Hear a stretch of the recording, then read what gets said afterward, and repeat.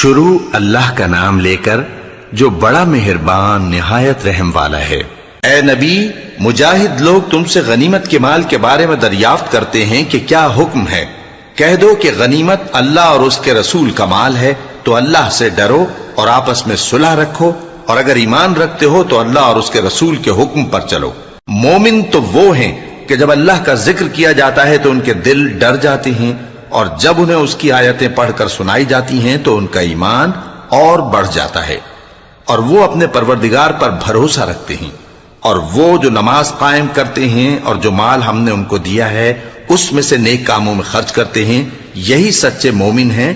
اور ان کے لیے ان کے پروردگار کے ہاں بڑے بڑے درجے ہیں اور بخشش اور عزت کی روزی ہے۔